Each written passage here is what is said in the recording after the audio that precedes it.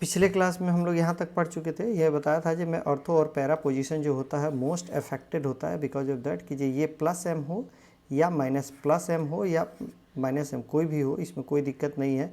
या तो ऑर्थो पे आएगा या पैरा पोजीशन पे आएगा। देखिए ortho, ortho position, para position, ortho position, क्योंकि इसी का पोजीशन, ये वाला जो पोजीशन होता है इससे ये और ये वाला दोनों ऑर्थो होता है, ये और ये दोनों मेटा होता है, दिस वन इधर पैरा होता है, राइट, इधर पैरा। तो ये पैरा पोजीशन पे या ऑर्थो पोजीशन जी। हाँ हाँ, ये बताया था मैंने, क्या नहीं बताया था? क्या मैंने बताया था ना ये चीज़ें, जे इस पे ऑर्थो या पैरा पोजीशन पे नहीं बताया था? किधर गया सब? हाँ बताया था मैं, कल ही, अरे कल ही बताया था, ये एक सप्ताह पहले थोड़ी बताया, मैं कल ही बताया, नहीं बताया था मैंने आपको कि ये जो लोन पेयर है, ये लोन पेयर जब आएगा तो ये पोजीशन पे, देखिए कौन विद्यार्थी आया है, इतना लेट करके आता है, किधर गया रे सुप्रियो, इतना लेट करके आता है तू, हैं किधर सो? हाँ गुड मॉर्निंग, सो गए थे क्या? ओके सी, ये देखिए प्लस एम है माइनस एम है, याद आ रहा है सज्जन? जब मैं यहाँ पे क्यों, लास्ट क्लास तक तो थे ही आपने, ये लोन पेयर यहाँ पे आता है तो ये डबल बॉन्ड बना देता है और उसके बाद से ये टूट करके यहाँ पे आ जाता है, ये चार्ज यहाँ आ जाता है, फिर उसके बाद से ये वाला नेगेटिव चार्ज यहाँ आता था, ये टूट करके यहाँ आ जाता है ये वाला पोजीशन पे, फिर इसके बाद से ये वाला नेगेटिव पोजीशन यहाँ पे आएगा तो ये टूट करके यहाँ आ जाएगा। तो कहाँ कहाँ नेगेटिव आया? इलेक्ट्रॉन डेंसिटी प्लस एम ने बढ़ाता है, सिस्टम का इलेक्ट्रॉन डेंसिटी को बढ़ाता है। तो कौन कौन से पोजीशन पर बढ़ाता है? पूरे इंटायर सिस्टम पे, यानी कि जे नहीं, यहाँ पे एक बार बढ़ाया, एक बार यहाँ पे बढ़ाया और एक बार यहाँ पे बढ़ाया, तीनों जगह पे बढ़ाया। इस पोजीशन पे कोई भी ग्रुप लगा हो, इस पोजीशन पे, इस पोजीशन पे, तो उसकी डेंसिटी काफ़ी हाई कर देगा। ये कौन? ये वाला ग्रुप उसको लोन पेयर दे करके डेंसिटी को हाई कर रहा है। कौन कौन से? ऑर्थो पे और पैरा पे, right. Same as minus M group होता है, तो माइनस एम ये नाइट्रो ग्रुप है, NO2 ग्रुप है, NO2 ग्रुप है, तो क्या होता है ये वाला प्लस और ये वाला माइनस दोनों पार्टिसिपेट नहीं करेगा। अब क्या करेगा ये लोन पेयर, इसको सिस्टम से लोन पेयर खींच ले या फिर क्या बोलते हैं पाई इलेक्ट्रॉन को खींच ले, तो ये क्या करेगा, ये खींचेगा, यहाँ डबल बॉन्ड बनाएगा और ये मोर इलेक्ट्रॉनिक यहाँ माइनस आ जाएगा। देखिए ये माइनस आ गया यहाँ पे, यहाँ डबल बॉन्ड बना दिया। तो अभी कौन सा पोजीशन पर पॉजिटिव डेवलप हुआ? ऑर्थो पोजीशन पे। वन सेकेंड, ये वाला पाई बॉन्ड आएगा तो फिर से कौन सा पोजीशन पे? पैरा पे, फिर से कौन से? ऑर्थो पे। इसका मतलब क्या हुआ, जो अगर माइनस एम ग्रुप लगा होगा तो वो भी इफेक्ट देता है, कौन सा पोजीशन पे देता है? या तो ऑर्थो पे देगा या तो पैरा पे देगा, क्योंकि ये भी ऑर्थो है और ये भी ऑर्थो है, ये पैरा है और ये तो खैर न्यूट्रल स्टेट में है अभी। खैर, तो इसमें और इसमें क्या डिफरेंस है? इसमें डिफरेंस ये है कि जो आप देख लीजिएगा ये डबल बॉन्ड यहाँ है और अब ये डबल बॉन्ड यहाँ है, दोनों में डिफरेंस देखिए। यहाँ से चलिएगा 1 2 3 करके चलिएगा तो 1 2 के बीच में है, लेकिन राइट नाउ क्या होता है 1 और 6 के बीच में डबल बॉन्ड आकर रोटेशन हो चुका है, ठीक है। तो यही चीज़ें बताया था। ऑर्थो और para position are most affected in either case, यानी कि जो कोई भी या तो प्लस एम हो या तो माइनस एम हो, दोनों के केस में ऐसा इफेक्ट शो करेगा, ऐसा बात बोला था, राइट। चले अब बात करते हैं stability of RS of same resonating real hybrid या रेजोनेटिंग हाइब्रिड जो कहिए। यानी कि रेजोनेटिंग हाइब्रिड सेम कहने का मतलब क्या है? जैसे कि देखिए अगर ये है CH2 है, CH है, CH है, CH2, ऐसा मैं मान लेता हूँ। ये डबल बॉन्ड का कैरेक्टर देखो, ऐसे कुछ ऐसे होगा, यानी कि ये रियल हाइब्रिड हो जाएगा। इसी रियल हाइब्रिड से ले करके इसका कोई ना कोई तो रेजोनेटिंग स्ट्रक्चर आया होगा ना, रेजोनेटिंग स्ट्रक्चर आया होगा ना। तो उन दोनों रेजोनेटिंग स्ट्रक्चर, यानी कि एक ही का रियल हाइब्रिड एक होना चाहिए उसका, और उसका रेजोनेटिंग स्ट्रक्चर 2 हो, 3 हो, 4 हो, उन सब में कंपेयर करना है ये क्या होगा, राइट। ओके, आगे चल करके हम लोगों ने, आगे चल कर नहीं, इससे पहले हमने बात कर चुका है जो रियल हाइब्रिड होता है उस केस में हम लोग क्या क्या देखते हैं, इसके बारे में हम लोगों ने, मैंने इसके लिए अगर बात करें, सपोज दैट अगर आपको दिखाना हो, मेरे को बताना हो, तो हम क्या बताएंगे, वेट ए मिनट। अगर जैसे सपोज दैट मैंने ये लिख दिया, अगर मैं ये लिख देता हूँ आपको, हाँ, अगर मैं ये लिख देता हूँ, इस तरीके से लिख दिया, ये डबल बॉन्ड और यहाँ पे पॉजिटिव चार्ज दे दिया, और दूसरा चीज़ दे दिया ये वाला सिचुएशन हो गया, ये वाला, ठीक है, ये वाला सिचुएशन दे दिया, और यहाँ पे पॉजिटिव चार्ज। मैं आपसे पूछूं जो which one is more stable, तो इसके लिए आपको बनाना पड़ेगा रेजोनेटिंग स्ट्रक्चर, इसके लिए बनाना पड़ेगा रेजोनेटिंग स्ट्रक्चर, ठीक है। कितने रेजोनेटिंग स्ट्रक्चर हो रहे हैं, क्या सबके सब इक्वल रेजोनेटिंग स्ट्रक्चर है, सबके सब इसमें इक्वल है। अगर जिस किसी में भी इक्वल रेजोनेटिंग स्ट्रक्चर आता है तो आप कहिएगा क्या कि these are the more stable. कौन सा स्टेबल, इसके बारे में अब कंपेयर करने की बात करेगा। तो वो रियल हाइब्रिड नहीं, ये एक स्ट्रक्चर है। अब जो कोई भी सिस्टम दे दिया, ये वाला सिस्टम बोलते हैं एक्चुअल में, तो ये क्या होता है, इसका रेजोनेटिंग स्ट्रक्चर निकालेंगे, multiple number of resonating structure होगा तब फाइंड आउट करेंगे। लेकिन हम ये नहीं देख रहे हैं, हम क्या देख रहे हैं, हम ये देख रहे हैं सपोज दैट CH3 है, CH है, CH है और CH2 है, और यहाँ पॉजिटिव चार्ज है, ठीक है। और ये रेजोनेटिंग स्ट्रक्चर एक और है, CH3 है, CH है, CH है और CH2 है, और यहाँ डबल बॉन्ड ये। तो ये दोनों एक दूसरे का रेजोनेटिंग स्ट्रक्चर हुआ, लेकिन इसका रियल हाइब्रिड क्या हो गया, तो आपके पास क्या बोल रहे हैं, CH3, CH, CH और CH2, और देखिए पॉजिटिव चार्ज यहाँ से यहाँ तक, यानी कि जी यहाँ से लेकर ये वाला भी होगा, ये वाला भी होगा, ठीक है, क्योंकि पॉजिटिव चार्ज यहाँ पे भी है और यहाँ पे भी है, यानी कि these are the delta plus, these are the delta plus. तो एक ही रियल हाइब्रिड है, ये वाला रियल हाइब्रिड, इसी का दो रेजोनेटिंग स्ट्रक्चर बनता है। इन दोनों में कंपेयर करना है, ये वाला स्टेबल है कि ये वाला स्टेबल है, राइट। तो इसीलिए बोलता है resonating structure of same real hybrid, एक ही रियल हाइब्रिड है, उसी का रेजोनेटिंग स्ट्रक्चर कितने बने, उसमें से विच वन इज मोर स्टेबल, इसके बारे में हमको फाइंड आउट करना है, ठीक है। चलो नेक्स्ट, तो अब रूल, कुछ रूल्स होते हैं उसके बारे में देखते हैं। सबसे पहले नीचे वाला रूल लिखा हुआ वो चीज़ें सबसे पहले आता है, खैर मैं ऊपर दिखाता हूँ। देखिए रूल्स में नंबर 1 क्या कहता है, neutral structure is more stable then the charged one. किसी के ऊपर अगर चार्ज है, चार्ज डेवलप्ड है और उस केस में न्यूट्रल स्टेट में है, तो हम पहले न्यूट्रल को ज़्यादा बताते हैं। मैं बताता हूँ, जैसे कि ये एग्जांपल देखिए, ये वाला एग्जांपल देखिए, ये एग्जांपल में ये एक रेजोनेटिंग स्ट्रक्चर है किसका, इसका। दोनों के दोनों क्या है, रेजोनेटिंग स्ट्रक्चर है। चूँकि रेजोनेटिंग स्ट्रक्चर जो होता है वो जो होता है इमेजिनरी होता है, एक्चुअल में ये एग्जिस्ट नहीं करता है। एक्चुअल में एग्जिस्ट करने वाला क्या होगा, CH2, CH, CH और CH2, और यहाँ डबल बॉन्ड का कैरेक्टर डेवलप होगा, राइट। इसको बोलते हैं these are the resonating structure, यहाँ पे प्लस, यहाँ पे माइनस, ठीक है, ये रेजोनेटिंग स्ट्रक्चर होगा। बट ये रियल हाइब्रिड होगा, ये रियल हाइब्रिड होगा, और ये दोनों रेजोनेटिंग स्ट्रक्चर। ये बोलता है क्या, neutral structure is more stable then the charge one. तो ये न्यूट्रल में यहाँ पे कोई चार्ज नहीं है, ये चार्ज वन है, तो that's why these are the more stable, यानी कि first one is the more stable as compare to the second one. Second point देता है the resonating structure with more covalent bond is most stable. कहता है जो ज़्यादा covalent bond बनाता है वो ज़्यादा स्टेबल होगा। तो देखिए हाइड्रोजन को तो हटा नहीं सकते, CH2, न्यूक्लियस चेंज नहीं होगा, ये कुछ भी चेंज नहीं हो रहा। तो आप सबसे सिंपल इसको काउंट कर लीजिए, डबल बॉन्ड है, सिंगल बॉन्ड है और डबल बॉन्ड। टोटल बॉन्ड कितने हैं, 5। इसमें कितने, 1 बॉन्ड, 2 बॉन्ड और 1 है। इसमें कितने बॉन्ड, 4। इसका मतलब क्या हुआ, this one is the more stable, ठीक है, ओके। तो दूसरा पॉइंट खत्म। तीसरा पॉइंट कहता है इलेक्ट्रोनेगेटिविटी रूल। तो कहता है पॉजिटिव चार्ज, देखिए इलेक्ट्रोनेगेटिविटी बोलते हैं, हालांकि हम बात करते हैं जो पॉजिटिव होगा, इनके यहाँ पे देख लो, positive charge at less electronegative element. Less electronegative element का मतलब क्या कि जिसकी इलेक्ट्रोनेगेटिविटी कम है, तो वो क्या इलेक्ट्रॉन को तो आसानी से मतलब कि पकड़ कर नहीं रखेगा, यानी कि इलेक्ट्रोनेगेटिविटी कम होने से इलेक्ट्रॉन को आसानी से जाने देगा। चूँकि इसकी इलेक्ट्रोनेगेटिविटी कम है, तो आसानी से वो कोई भी एटम हो, कोई भी एलिमेंट्स हो, उसके ऊपर आसानी से पॉजिटिव चार्ज डेवलप्ड हो जाएगा, राइट। तो वही चीज़ें लिखा है, positive charge at less electronegative element makes the stable structure stable, यानी कि जो जितनी कम इलेक्ट्रोनेगेटिविटी की है उसके ऊपर अगर पॉजिटिव चार्ज रहता है तो वो ज़्यादा स्टेबल है। हम कंपेयर करेंगे, अभी मैं पहला पॉइंट बताया, अगर positive charge less electronegative element पे है तो वो ज़्यादा स्टेबल है। सिमिलरली मोर इलेक्ट्रोनेगेटिव, यानी कि देखिए यहाँ लिखा हुआ है similarly negative charged at more electronegative element makes the structure stable। ठीक है, ये स्ट्रक्चर को स्टेबल बनाता है।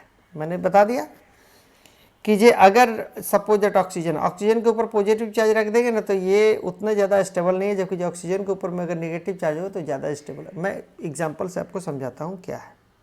सी यहाँ पे एग्जांपल बताता हूँ, बट 4th नंबर रूल देखिए। रूल नंबर 4 में कहता है the structure in which all the atoms are having complete octet is more stable. ये सबसे ज़्यादा इंपॉर्टेंट है। कंप्लीट ऑक्टेट पहले हम चेक करते हैं जो क्या सबका ऑक्टेट, हालांकि हमारे पास 4 पॉइंट होते हैं, चारों पॉइंट को हम सेटिस्फाइड कराना चाहते हैं, बट कुछ पॉइंट्स जरूरी नहीं है 4 के चारों पॉइंट आपको सेटिस्फाई करे, कंट्राडिक्ट कुछ पॉइंट्स नहीं भी सेटिस्फाई करे, लेकिन उसमें सबसे ज़्यादा प्रायोरिटी देते हैं हम लोग किसको, ऑक्टेट रूल को देते हैं। ठीक है, खैर आपको देख करके पता चल जाएगा। तो कहता है क्या, structure in which all the atoms having the complete octet is more stable. जब ऑक्टेट पूरी तरह से स्ट्रक्चर का कंप्लीट होगा, इसका इसका इसका इसका बहुत सारा एलिमेंट होगा ना, बहुत सारा होगा ना इसके बीच में, तो इन सब का ऑक्टेट अगर कंप्लीट है तो हम कहेंगे these are the more stable. But दो चीज़ें आता है, एक होता है इलेक्ट्रोनिगेटिविटी, एक होता है ऑक्टेट रूल। ऑक्टेट रूल, इन दोनों में कंट्राडिक्शन आता तो पहले ऑक्टेट रूल को प्रेफरेंस देते हैं।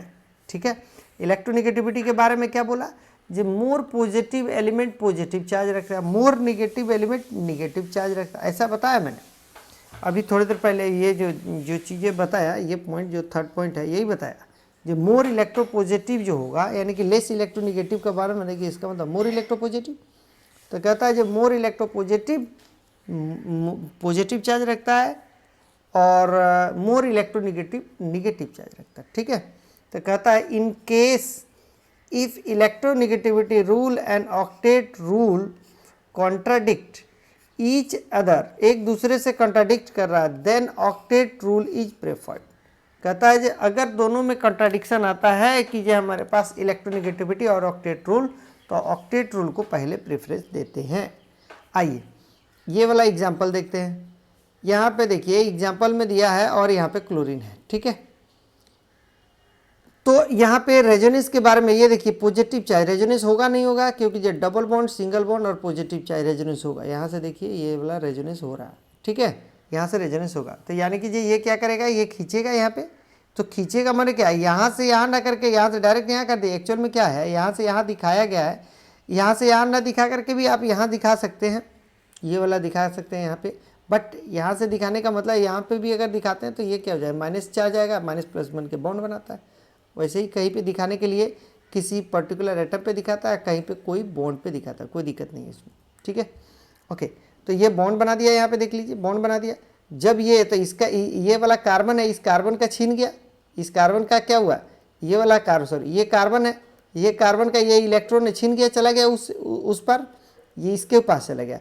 जब इसके पास, इसका मतलब कार्बन के ऊपर में पार्शियल पॉजिटिव चार्ज आ रहा है, यहाँ पॉजिटिव चार्ज आ रहा है। जब ये पॉजिटिव चार्ज आ रहा था क्या हो रहा, तुरंत ये लोन पेयर अपने दे देता है, और लोन पेयर दे करके यहाँ पॉजिटिव चार्ज, ये वाला पॉजिटिव चार्ज एकोमोडेट कर लेता है।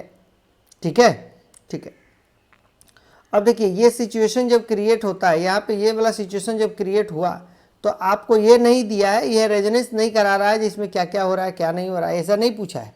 आपको सिंपल सा बात है जो आपको ये बताना था जो ये और ये स्ट्रक्चर में विच one is the more stable, सिर्फ इतना ही बताना है।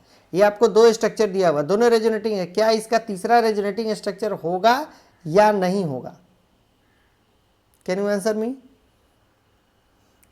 कह रहा था कि इसका और भी रेजोनेटिंग स्ट्रक्चर होगा या नहीं होगा, बोलो बोलिए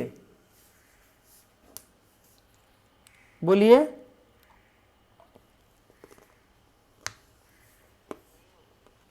नहीं होगा, क्यों नहीं होगा,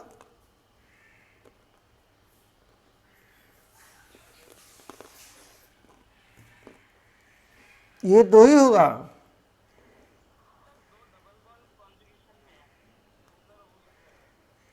यहाँ पे अरे तो इसी से तो बना कर लाए हैं, फिर इसको उल्टा करेंगे क्या, तब तो पता चलेगा जो एक क्या बोलते हैं, बचपन में पढ़े होंगे, एक मंकी था, बहुत कूदता था, इधर उधर भागता था, तो उसके लिए क्या करते, एक बम्बू लगा दिया गया। अब उसका दिन भर इस पे चढ़ो उतरो चढ़ो उतरो चढ़ो उतरो, तब तक पता चला रेजोनेंस तो 100,000 हो जाएगा। इधर से जाइए इधर गया, इधर से जाइए इधर गया, हाँ रेजोनेंस करते रहिए दिन भर, तो गड़बड़ हो जाएगा ना। आप तो इसी से तो बनाए हैं। बोलो कहाँ गया प्राणजीत, कहाँ गया अविनाश, कहाँ गया फैशन, कहाँ गया आयरन, कहाँ गए?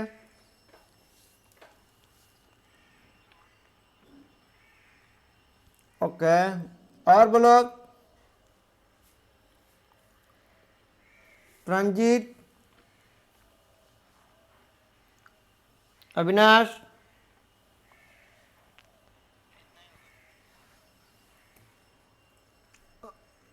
अच्छा, हम लोग तो double bond single bond double bond ऐसे करते थे ना, डबल बॉन्ड सिंगल बॉन्ड, और ये ऐसे करते थे ना, double bond single bond positive charge ऐसे करते थे ना, सॉरी निगेटिव चार्ज ऐसे करते थे ना, क्या बोलते हैं, positive charge single bond lone pair ऐसे भी तो होता है, बोलो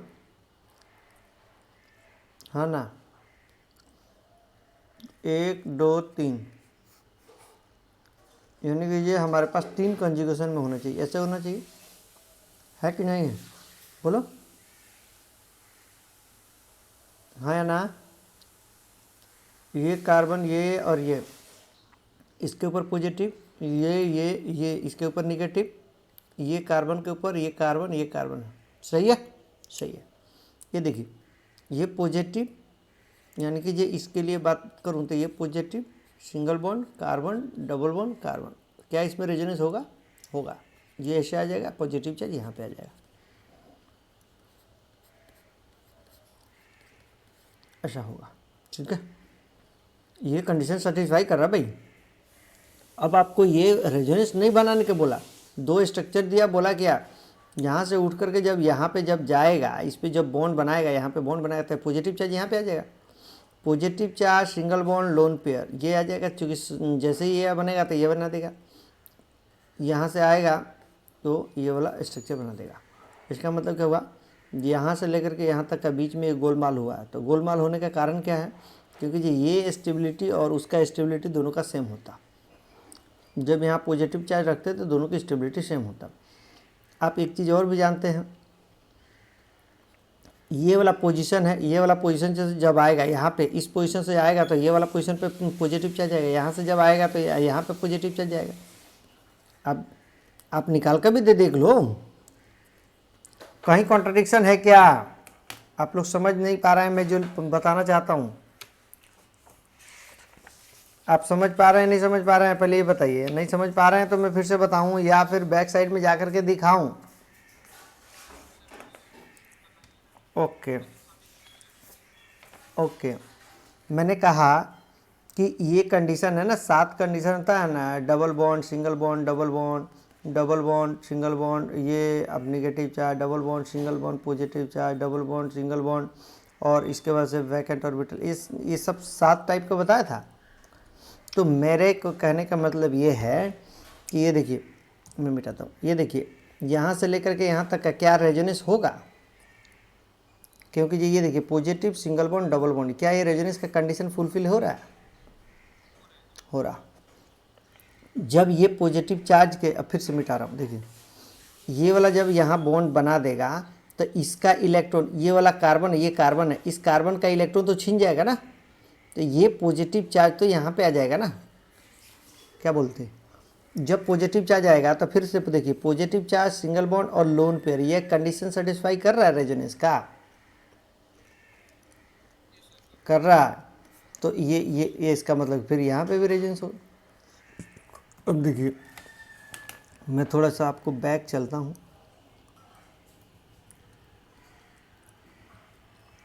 बहुत पीछे है।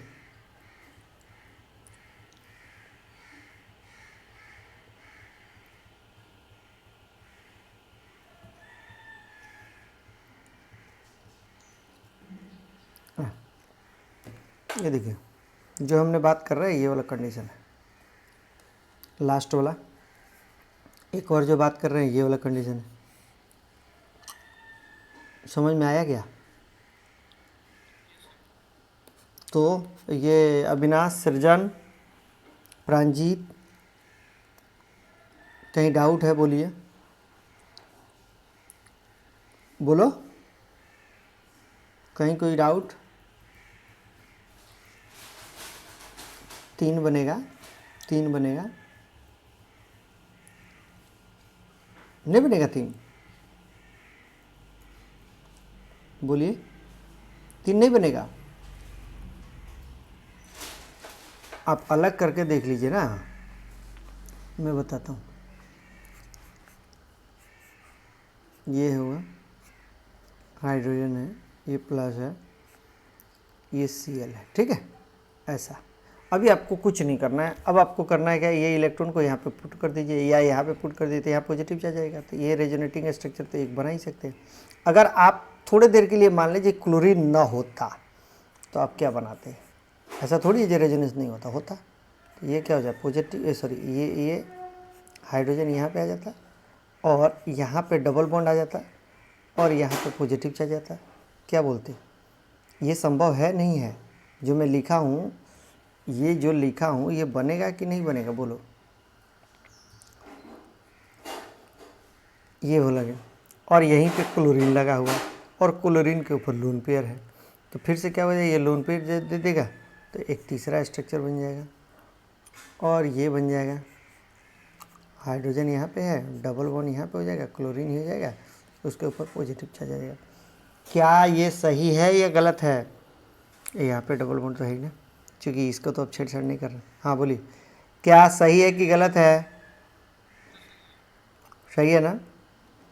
अविनाश, रंजीत, अहिरान, समझ में आया? Okay okay. अब बात कर रहे हैं इसकी स्टेबिलिटी और इसकी स्टेबिलिटी, दोनों की स्टेबिलिटी में विच वन इज मोर स्टेबल? कौन ज़्यादा स्टेबल है? इसकी स्टेबिलिटी और इसकी स्टेबिलिटी में कौन से ज़्यादा स्टेबल है? ऊपर वाला। क्यों? आपने कहा जी ये वाला स्टेबल है, क्यों? क्लोरीन लगा हुआ, यहाँ पे पॉजिटिव आने लगा मतलब, हाँ या यस गुड। हाँ, अगर देखिए ये दोनों के केस में अगर जब आप देखेंगे तो ये कहेंगे, पहली बात जी ये तो स्टेबिलिटी के बारे में, इसलिए ये तुरंत रेजोनेंस कर देगा, फ्रैक्शन ऑफ सेकंड में रेजोनेंस करके इसकी स्टेबिलिटी को बढ़ा देगा। लेकिन अगर आपको ऐसा ही गिवन है तो ये क्या करेगा, -I देगा और साथ साथ में क्या देगा, +M भी देगा, ठीक है। तो +M देता है तो इसका -I डोमिनेंट होता है और +M कम होता है। ये बातें हम कर चुके हैं कल। जो क्लोरीन के केस में होता है तो -M is the more greater than the as compare to the +M, क्योंकि ये बाकी एक्सेप्ट द हैलोजन, इसके अलावा जितने सारे होते हैं वो सबके केस में +M ग्रेटर होता है। तो इसका मतलब कि इसकी खींचने की टेंडेंसी है, ये देने की टेंडेंसी कम है, इलेक्ट्रॉन लोन पेयर देने की टेंडेंसी कम है, खींचने की टेंडेंसी ज़्यादा है। राइट नाउ यहाँ पे पॉजिटिव चार्ज है तो पॉजिटिव चार्ज है, इसकी इलेक्ट्रॉन डेफिशिएंसी ऐसे ही कम है और एक खींच भी रहा है, इसकी मतलब कि इसकी स्टेबिलिटी कम होगी और इसकी स्टेबिलिटी ज़्यादा होगी। अगर बात करें इलेक्ट्रोनेगेटिविटी से तो यहाँ पे भी कार्बन है, सेम इलेक्ट्रोनेगेटिविटी, लेकिन यहाँ पे 6 इलेक्ट्रॉन है, यहाँ पे भी 6 इलेक्ट्रॉन है, ठीक है। तो इन दोनों को कंपेयर करने से आपको ये समझ में आया जी इसकी स्टेबिलिटी कम है, इसकी स्टेबिलिटी ज़्यादा है। लेकिन आपको क्वेश्चन में ये और ये कंपेयर करने को बोला है, इन दोनों के बारे में बोला है, ये दोनों के एक दूसरे का रेजोनेटिंग स्ट्रक्चर है। यहाँ पे ये नहीं लिखता है कि रेजोनेटिंग स्ट्रक्चर सिर्फ 2 ही होता, मैंने ये नहीं कहा। मैंने ये कहा कि जे आपको ये और ये स्ट्रक्चर दिया हुआ है तो विच one is the more stable, आपको ये बताना है। तो what the answer of it? अगर आप बोलेंगे तो इन दोनों में कौन सा स्टेबल होगा और क्यों स्टेबल होगा?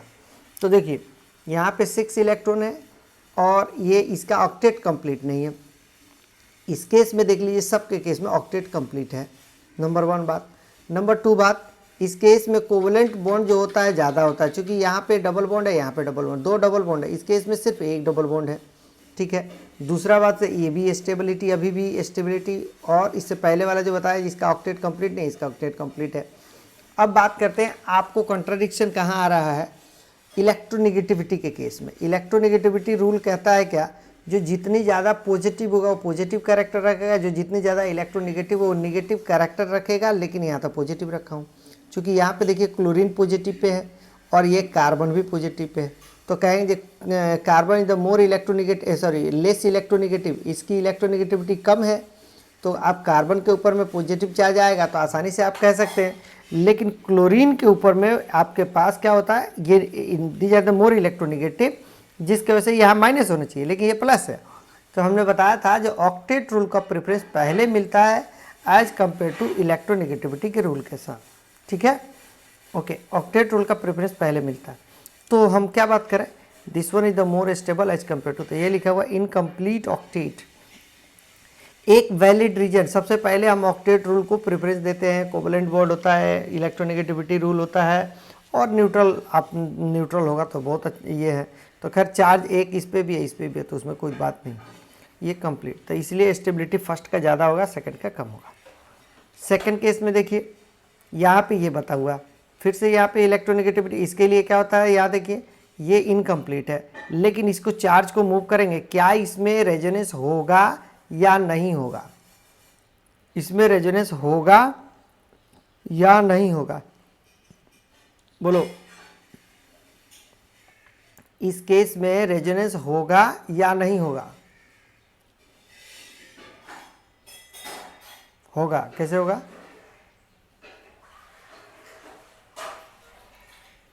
यस दोनों साइड से हो सकता है। ये देखिए ना, ये वाला भी हो सकता है, लेकिन ये वाला भी हो सकता है, दोनों साइड से होगा ना, यस और नो जी। तो यानी कि ये वाला जब रेजोनेंस करके आएगा, यहाँ पे रेजोनेटिंग स्ट्रक्चर बना के नहीं दिया, ये देखिए अगर ये लोन पेयर यहाँ पे ला देगा तो ये पॉजिटिव चार्ज आ जाएगा, उसके बाद से यहाँ डबल बॉन्ड आ जाएगा, तो ये वाला कंडीशन आ गया। फिर इसके बाद से रेजोनेंस करा रहा इधर से, यानी कि ये इस केस में यहाँ से ये वाला यहाँ पे आ जाएगा तो डबल बॉन्ड यहाँ आ जाएगा, पॉजिटिव चार्ज यहाँ आ जाएगा, ये ऐसे दे दिया है। अब आपको कुछ दिया नहीं, ऐसे 3 स्ट्रक्चर दिया है। अब बोलता है जो which one is more stable, तो आप इलेक्ट्रोनेगेटिविटी से बात करेंगे तो कहेंगे this one is the more stable and then this one and then this one, क्योंकि इलेक्ट्रोनेगेटिविटी रूल कहता क्या है, जो जितनी ज़्यादा इलेक्ट्रोपॉजिटिव होगा उसके ऊपर चार्ज पॉजिटिव चार्ज होता है तो ज़्यादा स्टेबल होता है। तो ये वाला सिचुएशन पे आप देख लेंगे तो कार्बन इज लेस इलेक्ट्रोनेगेटिव, इसलिए पॉजिटिव चार्ज, और इसके लिए nitrogen and then after oxygen, क्योंकि पॉजिटिव चार्ज है। तो आप तो वहाँ से गलत हो जाएंगे, ये तो सही नहीं होगा। तो हमारे पास इलेक्ट्रोनेगेटिविटी का रूल को और ऑक्टेट रूल में सबसे पहले ऑक्टेट रूल को प्रेफरेंस देते हैं। इसके लिए देखिए इसका ऑक्टेट कंप्लीट, इसका 6 इलेक्ट्रॉन, बाकी इसमें सबका सब क्या होता है ऑक्टेट कंप्लीट, इसमें भी सबका ऑक्टेट कंप्लीट। अब आपको यहाँ और यहाँ पे कंट्राडिक्शन आ रहा है, ऑक्टेट रूल को अपने दोनों में कंप्लीट है। अब क्वेश्चन ये बनता है विच one is more stable, this one is this one. तो आप जानते हैं यहाँ पे इलेक्ट्रोनेगेटिविटी का आ जाइएगा, क्योंकि ऑक्टेट रूल जब सेटिस्फाई किया था इलेक्ट्रोनेगेटिविटी की बात करें, ये नाइट्रोजन की इलेक्ट्रोनेगेटिविटी कम होती है, ऑक्सीजन की इलेक्ट्रोनेगेटिविटी ज़्यादा होती है, यानी कि these are the more stable. तो पहली बात है ये इनकम्प्लीट है ऑक्टेट, तो ये तो सबसे पीछे, और ये कंप्लीट है, ये भी कंप्लीट है, तो ये मोर इलेक्ट्रो पॉजिटिव, यानी कि इलेक्ट्रोनेगेटिविटी इसकी कम हो, उसके ऊपर पॉजिटिव चार्ज है, दैट्स वाई ये पहले आया। और तीसरा नंबर में यहाँ पे, यस सर नो, समझ में आया कि नहीं आया, हाँ या ना बोलिए, बोलो। समझ में आया नहीं, ओके। ये थर्ड केस में, इस केस में देखिए ये वाला सिचुएशन दिया, ये वाला सिचुएशन बोलता है जो which one is more stable, तो कैसे आंसर करेंगे आप। तो ये यहाँ पे पॉजिटिव चार्ज है, यहाँ पे क्या है भाई, ये है, ये कंडीशन पॉजिटिव सिंगल बॉन्ड और लोन पेयर, ये तो कंडीशन सेटिस्फाई कर रहा है रेजोनेंस का, ये खट दे यहाँ पे आ जाएगा, उसके बाद डबल बॉन्ड बना देगा, यहाँ पॉजिटिव चार्ज आ जाएगा, खटाक दे, ये रेजोनेंस के लिए। लेकिन आपको ये नहीं बोला है, आप रेजोनेंस करा कर नहीं देख रहे हैं, आप केवल ये देख रहे हैं। और ये वाला केवल ये एक्चुअल में क्या होता है, देखिए CH2 double bond CH double bond CH और NH2 ऐसे है, ठीक है, ऐसे है। एक बार क्या किया मैंने, ये डबल बॉन्ड को तोड़ा, एक इलेक्ट्रॉन इसको दे दिया, एक इलेक्ट्रॉन इसको दिया, ऐसे हाफ हेड रेडियो से होता है, ऐसे दे दिया। तो एक बार इलेक्ट्रॉन मैंने गलती बोल दिया, ये सॉरी ये दोनों इलेक्ट्रॉन एक बार इसको दे दिया, एक बार और तोड़ा डबल बॉन्ड को, एक बार दोनों इलेक्ट्रॉन इसको दे दिया, तो वही चीज़ें लिखा है। अगर दोनों इलेक्ट्रॉन इधर आ गया तो माइनस हो गया, पॉजिटिव आ गया, दोनों इलेक्ट्रॉन इधर आ गया तो माइनस हो गया, पॉजिटिव हो गया, यानी कि डबल बॉन्ड को तोड़ दिया। अब ये लोन पेयर है, तो देखिए पॉजिटिव और लोन पेयर, देखिए लोन पेयर है तो ये निगेटिव कैरेक्टर का होता है, यानी कि जब यहाँ पे पॉजिटिव निगेटिव है तो इन दोनों के बीच में क्या अट्रैक्शन है, इन दोनों के बीच में क्या हो जाएगा, रिपल्सन क्रिएट हो जाएगा। यहाँ पे दोनों ही सेम है, ये निगेटिव, रिपल्सन बहुत ज़्यादा होना शुरू हो जाता है इस केस में। जब इस केस में ज़्यादा हो जाएगा तो यहाँ पे क्या सिचुएशन आ जाएगा, first is more stable as compare to the second, इससे ज़्यादा stable, sorry first one is the more stable as compare to the second one. ठीक है, समझ पा रहे हैं, क्योंकि ये लोन पेयर रिपल्सन, इसको तो लोन पेयर ही कंसिडर करते हैं, ये लोन पेयर ही तो होता है, तो ये लोन पेयर रिपल्सन होता है। निगेटिव चार्ज लोन पेयर कैसे होता है मैंने पिछले क्लास में बता चुका था, ठीक है, मैं बताया था ना पिछले क्लास में, समझ में आया था। इसके लिए देखिए, अगर ये दिया है, ये नाइट्रो ग्रुप लगा NO2, these are the NO2 group. अब क्या करता है, ये प्लस है, ये खींचू ग्रुप है, यानी कि खींचने वाला है, टेंडेंसी -m है, यानी कि जो इस सिस्टम से वो खींच लेता है, -m बोले तो एक इलेक्ट्रॉन पेयर को खींच लेना। अब यहीं पे पॉजिटिव चार्ज लगा दो भैया, तो ये तो बहुत ज़्यादा स्ट्रांगली, ये तो ऐसे ही डिफिशियंसी है इसके पास, ऐसे ही खींचेगा इसको, तो बहुत कम स्टेबल हो। अब नाइट्रो ग्रुप है, निगेटिव है, तो यहाँ पे इलेक्ट्रॉन डेंसिटी बहुत हाई है, अब इसको ये खींचेगा तो इसकी इलेक्ट्रॉन डेंसिटी को थोड़ा कम कर देगा, और जैसे थोड़ा कम कर देगा तो स्टेबिलिटी थोड़ा बढ़ जाएगी, यानी कि this one is the second one is the more stable as compare to the first one. Yes sir, no? ठीक है, नेक्स्ट अब बात करते हैं हमने SIR इफेक्ट। SIR इफेक्ट होता है स्टेरिक इनहिबिशन ऑफ रेजोनेंस। अब देखिए, हमने अभी तक बात कर रहा था जी, ये लोन पेयर, यानी कि ये यहाँ से देखिए, ये लोन पेयर देना लेना, ये करना, ऐसे बात कर रहे थे हम, ये वाला होता था जिसके इसे लोन पेयर देता था, जिसके वजह से रेजोनेंस हो जाता था, ऐसा होता था। लेकिन कुछ ऐसे होते हैं जो कि ये रेजोनेंस, इसमें हम पढ़ क्या रहे थे, हमारे पास क्या पढ़ना था हमको, स्टेबिलिटी के बारे में। हम स्टेबिलिटी के बारे में तो देख लिए ये कैसे कैसे स्टेबिलिटी है, लेकिन अब हम पढ़ने जा रहे हैं क्या, रेजोनेंस नहीं होने का कारण क्या है। स्टेरिक इनहिबिशन की वजह से रेजोनेंस नहीं हो रहा है, और रेजोनेंस होने का मतलब क्या हुआ, लोन पेयर देना या लोन पेयर लेना, +m या -m। अब देखिए यहाँ पे क्या होता है, ये वाला ग्रुप पूरा ग्रुप है, और यहाँ CH3SC3 एक बल्कि ग्रुप है, बड़ा सा ग्रुप लगा दिया, यानी कि इस पूरे सिस्टम की बात कर रहा हूँ, नाइट्रोजन की बात नहीं कर रहा हूँ, नाइट्रोजन के ऊपर में जितने सारे चीज़ें लगा रहा, पूरे सिस्टम की बात कर रहा हूँ। इन दोनों के बीच में स्टेरिक इनहिबिशन, इन दोनों के बीच में स्टेरिक इनहिबिशन होता है, जिसके वजह से क्या करता है, ये प्लेन में होना चाहिए था, लेकिन ये इसको आउट ऑफ द प्लेन कर देता है, किसको, इसको आउट ऑफ द प्लेन कर देता है। अच्छा एक चीज़ और बताइए, ये प्लेन में होगा, ये बात आपको कैसे पता चला, आप कैसे, हाउ कैन यू, मतलब कि आप इमेजिन कर सकते हैं क्या, इसको कैसे आप बता सकते हैं कि ये प्लेन में पूरा molecule should be in plane, कैसे बोलिए, पूरे मोलेक्यूल प्लेन में है ऐसा कैसे समझ में आया, या प्लेन में होना चाहिए ऐसा कैसे समझ में आया। हमने बात किया जो आउट ऑफ द प्लेन चला जाता है, तो सबसे पहले तो आउट ऑफ द प्लेन जाने से पहले हमको प्लेन में पता चले जो प्लेन में है तो कैसे है। तो बोलिए, एक एक करके पूछता हूं, बोलो सृजन, ये प्लेन में कैसे है पहले तो ये पता चले। हाँ बोलिए। हाँ ओके, sp2 क्यों है,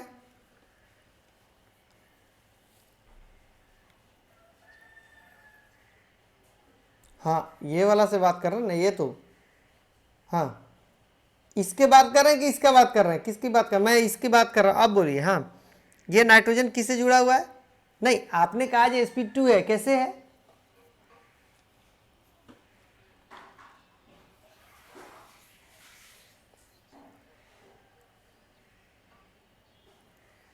मैं कार्बन की बात कर रहा, ठीक है इसके बारे में बात कर रहे तो ठीक है, ये सिस्टम, हाँ ऊपर वाला प्लेनर कैसे होगा, मैं तो, आपने तो ये पूरा प्लेनर बता दिया ना, आपने नहीं समझा मैं भाई, आपने जो बताया बेंजीन के बारे में, तो ये बेंजीन के बारे में आपने बता दिया, पूरा प्लेनर है, आपने यही तो कहा है। हाँ ऊपर वाला प्लेनर है कैसे या नहीं है कैसे? आप प्लेनर की बात कर रहे हैं, पहले प्लेनर कैसे है आप कैसे बताइएगा?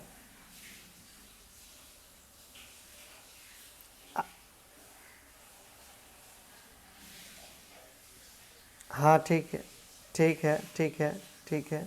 हाँ देन कैसे? ओके गुड गुड, यही चीज़ें मैं बताना चाहता हूँ जी। ये लोन पेयर इसके अंदर में आ जाता है, फिर इसके बाद से यहाँ से आएगा, इस तरीके से ये घूमते रहेगा। यहाँ पे पॉजिटिव चार्ज आएगा, फिर निगेटिव चार्ज आएगा, फिर ये आएगा, ये आएगा, इस तरीके से होता है। ठीक है, तो ये लोन पेयर नाइट्रोजन का नहीं रहा जब, क्योंकि ये लोन पेयर जो है डबल बॉन्ड में कन्वर्ट हो रहा है, यानी कि पाई इलेक्ट्रॉन में कन्वर्ट हो रहा है, तो वो दी जाता है पाई इलेक्ट्रॉन। उसको लोन पेयर, वैसा लोन पेयर जो लोकलाइज्ड नहीं है, डीलोकलाइज्ड यानी कि मूवेबल होता है, उसको बोलते हैं these are called the pi electron, यानी कि पाई में कन्वर्ट होना। तो ये जब हाइब्रिडाइजेशन की बात करेंगे तो that is the steric number is equal to sigma plus lone pair की बात करते हैं तो sigma continue, lone pair that's equal to 0, क्योंकि ये वो नाइट्रोजन का लोन पेयर नहीं है। यानी कि ये भी sp2 और इस पे पूरा बेंजीन के केस में सारे के सारे पे देखेंगे sp2 है और sp2 इज द प्लेनर। इसका मतलब राइट नाउ अभी प्लेन में है, लेकिन ये ग्रुप और ये ग्रुप और ये पूरा ग्रुप, ये इन दोनों के बीच में यहाँ पे स्टेरिक इनहिबिशन की बात कर रहे हैं, यानी कि स्टेरिक क्राउडिंग होने की वजह से ये तुरंत आउट ऑफ द प्लेन चला जाता है। यानी कि बोर्ड, ये देखिए, ये जो CH3 है आउट ऑफ द बोर्ड, यानी कि बोर्ड के बाहर चला आएगा, और ये जो CH3 है बोर्ड के मैंने अंदर चला जाएगा। यानी कि ठीक है, ये टुवार्ड्स द व्यूअर कह सकते हैं, ये टुवार्ड्स द व्यूअर आपके तरफ आ जाएगा, और ये जो अवे फ्रॉम द व्यूअर चला जाएगा। ठीक है, और नाइट्रोजन वहीं का वहीं हो जाएगा, केवल रोटेट करेगा। ये सिग्मा बॉन्ड जब भी होता है ना, हमेशा एक बात ध्यान रखना, हमेशा सिग्मा बॉन्ड रोटेशन में होता है, ऐसे अपने पोजीशन पे वो रोटेट करते रहता है, एकदम बिल्कुल ऐसे ही मैंने वो रोटेट करते रहता है। तो जब इस सिचुएशन में अगर ये प्लेनर रहना चाहेगा, यानी कि सिचुएशन रोटेट करते रहता है, अगर ये प्लेनर में होगा, कहीं ना कहीं यहाँ रेजोनेंस बना देता है, तो फ्रैक्शन ऑफ सेकंड में डबल बॉन्ड बनना शुरू हो जाएगा, तो ये रोटेशन लॉक कर देगा। जैसे डबल बॉन्ड हो गया तो रोटेशन लॉक कर देगा। लेकिन स्टेरिक क्राउडिंग होने की वजह से जितने लोन पेयर यहाँ देता है उससे पहले ही आउट ऑफ द प्लेन चला जाता है। लेकिन ऐसा नहीं है कि 100% ये जो आउट ऑफ द प्लेन रहता है, ऐसा नहीं है। अगर सपोज दैट 75% जो था आउट ऑफ द प्लेन रहता है, तो 25% वो रेजोनेंस भी करता है, क्योंकि ये घूमते रहता है। Maximum time out of the plane रहेगा, और कभी कभी आकर के जैसे ही प्लेन में आएगा उस समय तुरंत लोन पेयर नीचे आएगा और सिस्टम के अंदर आ जाएगा। ठीक है, मैंने ये रेशियो बताया, ये एग्जैक्ट नहीं है, मैं ऐसे राउंड रफ आपको बता रहा हूं।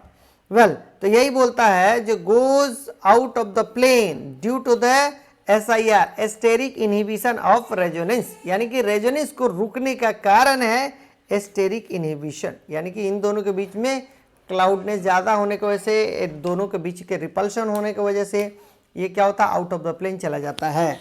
ये जो ब्रॉडेड यानी कि ये जो बॉन्ड दिखाया हुआ है, ये यही दिखाया हुआ है, ये बॉन्ड का शेप जो है प्लेन में नहीं है। जब भी बात करें, ये डैश डैश की बात करें या इसके बात करें, इसके लिए बोलते हैं तो एक होता है वेज, एक होता है डैश, इसको बोलते हैं वेज, इसको बोलते हैं WEDGE वेज, इसको बोलते हैं डैश DASH होता है। तो इसके लिए जब डैश बोलते हैं इसको वेज बोलते हैं। ठीक है, तो जब भी वेज होता है इसका मतलब कि आपके साइड में है, और डैश होता है यानी कि ये अवे फ्रॉम द व्यूअर्स होता है। खैर, तो ये आपके साइड में चला जाएगा, ये आउट ऑफ द प्लेन चला जाएगा, जिसकी वजह से ये यहाँ पे नहीं आ पाएगा। ठीक है, ठीक है। नेक्स्ट बात करते हैं, हमारे पास क्या है, चूंकि हमने एक चीज़ और बता रहा हूँ, ये आप अब क्वेश्चन ये बनेंगे, सर ये जब नाइट्रोजन सिमिलर पोजीशन पे तो इसका आने जाने से क्या मतलब है, ये CH3 इधर जाने से क्या मतलब है। सी हियर, हमने बात किया था कि पैरेलल p ऑर्बिटल के बारे में बात किया था। चलो भाई, p ऑर्बिटल के बारे में बात किया था। जब पैरेलल p ऑर्बिटल होगा तभी रेजोनेंस होता है। इसका मतलब क्या हुआ है, इसका जो p ऑर्बिटल जो होता है, सपोज दैट ये p ऑर्बिटल ऐसे, अगर इसका रेजोनेंस, अब तो ये देखना पड़ेगा कि ये वाला p ऑर्बिटल के बारे में, ये वाला p ऑर्बिटल जो होता है, जो p ऑर्बिटल px अगर ये होगा तो मस्ट भी ये px होना चाहिए। ठीक है, और जैसे ये रोटेट करेगा ना तो ये px अपना ओरिएंटेशन चेंज कर देगा, तो यहाँ से बॉन्ड नहीं बना पाएगा। जब नहीं बॉन्ड बना पाएगा तो दैट्स वाई ये क्या हो जाएगा, आउट ऑफ द प्लेन चला जाएगा।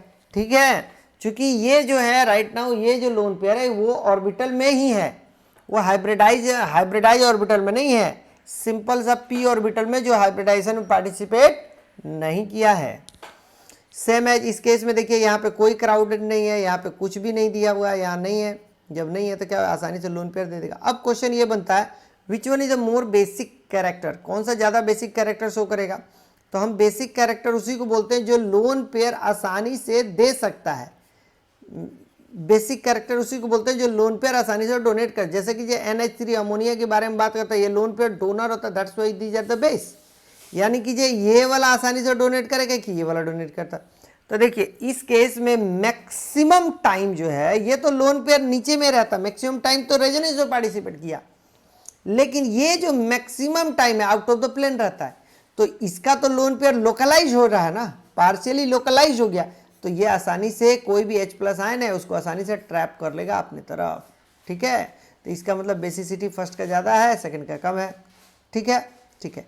नोट के केस में आप ध्यान रखना, जब भी ऑक्सीजन माइनस हो, OH हो, NH2 हो या CN हो, ये चार आपको याद रखना है। ये चार अगर होता है तो कहता है डू नॉट एक्सपीरियंस SIR, यानी कि ये किसी और की वजह से SIR इफेक्ट नहीं, आउट ऑफ द प्लेन नहीं जा सकता।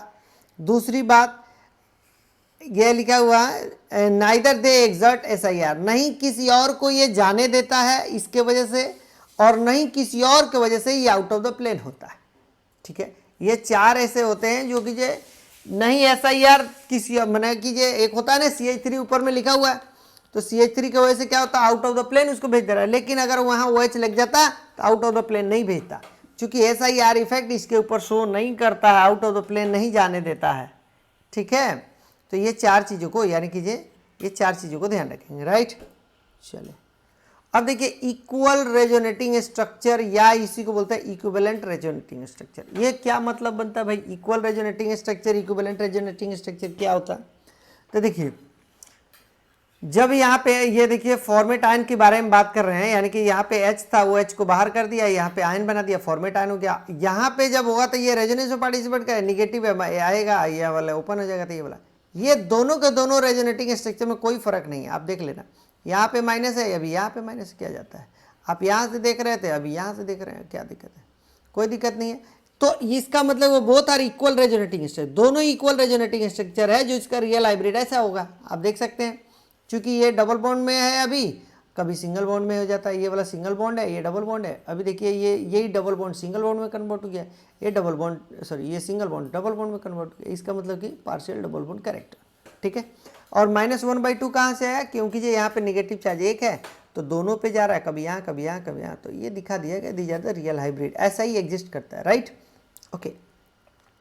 अब कहता है ये बोथ CO बॉन्ड, कौन सा CO बॉन्ड, ये वाला भी CO बॉन्ड है, ये वाला भी CO बॉन्ड है। ठीक है, both CO bond are equal in length, length में दोनों का equal in length, both CO bonds are of equal length in case of equal resonating structure. अगर in case of equal resonating structure the same nature bonds participate in resonance are in equal are of equal length. इसका क्या मतलब, इसका मतलब कहता है जी same nature, पहले तो ये समझिए सेम नेचर किसको बोलता है, और दूसरा ये समझिए जी इक्वल लेंथ किसको बोलता है। तो इक्वल लेंथ का मतलब CO और CO के बीच में जो बॉन्ड होगा, अगर इक्वल रेजोनेटिंग स्ट्रक्चर बना रहा है तो उस केस में बॉन्ड लेंथ सेम होगा इन case of the nature of, ये देखिए सेम नेचर ऑफ बॉन्ड। जैसे कि फिर से मैं बता दूं, ये CO ये CO दोनों का नेचर सेम है, ये भी कार्बन ऑक्सीजन ये भी कार्बन ऑक्सीजन, और इसका रेजोनेटिंग स्ट्रक्चर अगर इक्वल हुआ तो इसका बॉन्ड लेंथ और इसका बॉन्ड लेंथ सेम होगा। तो इक्वल मैंने कि सेम नेचर का मतलब है, अगर आप यहाँ पे CO कर दिए और CH कर दिए, कहिएगा जी ये स्ट्रक्चर ही है ये, क्योंकि ये CH भी तो है, तो नहीं ये सेम नेचर का नहीं है, ये CO है ये CH है, तो सेम नेचर का नहीं हुआ। ठीक है, तो सेम नेचर का बॉन्ड में अगर डिफरेंट नेचर होगा तो उसका बॉन्ड लेंथ चेंज होगा, और ये सब कब होगा, जब इक्वल रेजोनेटिंग स्ट्रक्चर होगा तब होगा। राइट, इक्वल रेजोनेटिंग स्ट्रक्चर में होगा तभी इसका क्या होता, बॉन्ड लेंथ सेम होगा। तो यही बातें लिखा है यहाँ पे, यानी कि ये इसके बीच में बॉन्ड लेंथ पूछता है। देखिए क्वेश्चन क्या पूछा है, बहुत आसान क्वेश्चन पूछता है। ओके, एक और देख लेते हैं, ये देखिए कार्बोनेट डाई एनाइन के बारे में बात करें। कार्बोनेट डाई एनाइन के बारे में क्या बोलते हैं, वंस अगेन ये माइनस है, यहाँ से आएगा, यहाँ पे फिर रेजोनेंस करके ये जाएगा। ये देखिए हमेशा ऑक्सीजन पे पड़ा हुआ, हमेशा ऑक्सीजन पे, 2 ऑक्सीजन पे माइनस माइनस चार्ज, 2 ऑक्सीजन पे माइनस माइनस चार्ज, ठीक है। ये तीनों के तीनों equal resonating structure. Real hybrid ऐसा है। तो हम क्या बात करें, ये नेचर भी सेम है, चूंकि CO CO CO तीनों का नेचर भी सेम है, तो तीनों का बॉन्ड लेंथ शुड भी इक्वल होगा, ठीक है। यस और नो। चलो नेक्स्ट बात करता है नाइट्रेट आयन। नाइट्रेट आयन में NO3 माइनस में यहाँ पे प्लस चार्ज है, ये देखिएगा, एक माइनस यहाँ पे है, एक माइनस यहाँ पे है, और यहाँ पे प्लस चार्ज है। क्वेश्चन ये बनता है नाइट्रेट आयन के लिखने के लिए, देखिए नाइट्रेट आयन NO3 माइनस लिखते हैं, क्योंकि ये एक होता है कोऑर्डिनेट बॉन्ड देता है, कोऑर्डिनेट बॉन्ड को रिप्लेस करते हैं तो प्लस और माइनस से रिप्लेस कर देते हैं, तो इसीलिए यहाँ पे प्लस और माइनस शो किया गया, ठीक है। यानी कि नाइट्रोजन क्या करता है, एक्चुअल में नाइट्रेट आयन के बारे में क्या समझे, ये नाइट्रोजन है, डबल बॉन्ड O है, और यहाँ पे सिंगल बॉन्ड O माइनस, ठीक है। ये अपना लोन पेयर दे देता है ऑक्सीजन को, इसको रिप्लेस करना होता है, तो हम लोग इसी को रिप्लेस करके क्या लिख देते हैं, N double bond O minus, और यहाँ पे हो जाएगा आपके पास O, और ये जो लेता है उसके ऊपर नेगेटिव, जो देता है उसके ऊपर पॉजिटिव, ऐसे, ठीक है। तो ये वाला बॉन्ड बना दिया। अब फिर से इस तरीके से रेजोनेंस कर लेगा, ये वाला आया, ये पॉजिटिव रेजोनेंस में पार्टिसिपेट नहीं करेगा, फिर से करते जाए, देखिए तीनों के तीनों इक्वल रेजोनेटिंग है, तीनों के तीनों इक्वल रेजोनेटिंग, तो ये वाला सिचुएशन आ गया। इसका मतलब क्या हुआ, सेम नेचर, NO सबका equal resonating, same as benzene के केस में, तो लिखा हुआ all CC bonds are equal length, क्योंकि ये सबके सामने C सबका नेचर सेम है, सबका नेचर सेम है। CH का बात करें तो ये बॉन्ड अलग हो जाएगा भाई, मैंने बताया जो इक्वल लेंथ की बात, अब CH की बात करें तो इन सब में सेम हो जाएगा, ये CH इन सब का बॉन्ड लेंथ सेम हो जाएगा, लेकिन CC का बॉन्ड लेंथ अलग, CC का बॉन्ड लेंथ और CH का bond length both are different. अब देखते हैं एस्क्वारिक एसिड की बात करें। एस्क्वारिक एसिड बोलते हैं किसको, तो ये लिखा हुआ डाई एनाइन, एक्चुअल में क्या होता है, यहाँ H और यहाँ H, OH होता है यहाँ पे, इसको बोलते हैं एस्क्वारिक एसिड, इसको बोलते हैं, ये OH होगा, यहाँ पे OH होता है, और यहाँ पे डबल बॉन्ड O और डबल बॉन्ड O होता है, दीजिए तो एस्क्वारिक एसिड, ठीक है। इसको हटाओ, इसको हटाओ, दोनों को हटाने के बाद से माइनस माइनस लगा देंगे, तो दीज आर कॉल्ड, ये जब माइनस माइनस माइनस माइनस हो जाएगा, इसका मतलब क्या हुआ, एस्क्वारिक एसिड होगा, डाई एनाइन एस्क्वारिक एसिड। अब इसके लिए रेजोनेटिंग स्ट्रक्चर बना के देख सकते हैं, ये यहाँ आएगा, फिर ये यहाँ टूट जाएगा, अब ये वाला पार्टिसिपेट नहीं किया, ठीक है। जैसे ये डबल बॉन्ड आ जाएगा तो फिर से डबल बॉन्ड के केस में जाएगा, तो फिर से इसको यहाँ पे ला दीजिए और फिर इसको यहाँ लेके चल दीजिए, यानी कि ये रेजोनेटिंग स्ट्रक्चर आप देख सकते हैं, आपको समझ में आना चाहिए था, समझ में आ रहा होगा। ये टोटल का total resonating structure 4 equal resonating. अब इसमें देखिए कितने नंबर ऑफ बॉन्ड है, देखिए कितने, ये कार्बन एक नेचर, ये कार्बन ऑक्सीजन एक नेचर, तीसरा कोई और नेचर है क्या, नहीं है। तो ये लिखा है जब इक्वल रेजोनेटिंग स्ट्रक्चर का केस आता है तो कहता है all carbon carbon bonds are of equal length. कौन कौन सा, इसके बारे में बात कर रहा है, क्योंकि ये वाला ये वाला ये वाला ये वाला तीनों इक्वल, चारों इक्वल है। सेकंड केस में होता ऑल CO, कार्बन और ऑक्सीजन के बीच का बात कर रहा है, CO, तो कहता all CO bonds are of equal in length, ये चारों के चारों इसका सबका सब सेम है, राइट। अब कहता बट लेंथ ऑफ CC, ये इसका लेंथ CC एंड CO, ये देखिए CO लिखा है, नॉट इक्वल। भले इक्वल रेजोनेटिंग स्ट्रक्चर क्या है, क्योंकि ये CC का नेचर है, कार्बन कार्बन के बीच का बॉन्ड है, तो इसका नेचर कार्बन कार्बन के बीच का इसका नेचर अलग है, कार्बन और ऑक्सीजन का इसका नेचर अलग है, तो इसीलिए बोला सेम नेचर का होगा तो ही इक्वल रेजोनेटिंग स्ट्रक्चर में बॉन्ड लेंथ सेम होगा। Yes sir no. क्वेश्चन में देखिए इन सोडियम फॉर्मेट, ये वाला सोडियम फॉर्मेट का है, both CO bonds are equal in length, कहता है क्वेश्चन दिया है सोडियम फॉर्मेट में दोनों के दोनों CO बॉन्ड लेंथ इक्वल है, बट इन फॉर्मिक एसिड जो कि HCOOH 2 CO bonds are observe explain, कहता है ये 2 CO बॉन्ड को ऐसे देखा गया, एक्सप्लेन करें क्यों। देखिए सोडियम फॉर्मेट के लिए ये वाला है, यहाँ पे HCOOH तो ये वाला तो आयनिक बॉन्ड है, ये वाला क्या है, इन दोनों के बीच में कोवेलेंट बॉन्ड तो है नहीं, आयनिक बॉन्ड है, तो ये तोड़ करके ऐसे दिखा दिया, यानी कि जिसके ऊपर माइनस है। जब इसको आप बनाएंगे तो इक्वल रेजोनेटिंग, ये देखिए 1 सेकेंड यहाँ पे आ जाएगा, ये यहाँ पे आ जाएगा, तो इक्वल रेजोनेटिंग है, यानी कि 2 equal resonating structure both CO, ऐसे लिखा हुआ, both CO bonds are of equal length, दोनों को दोनों इक्वल लेंथ पे है, right, both CO bonds are of equal length. यहां तो समझ में आया।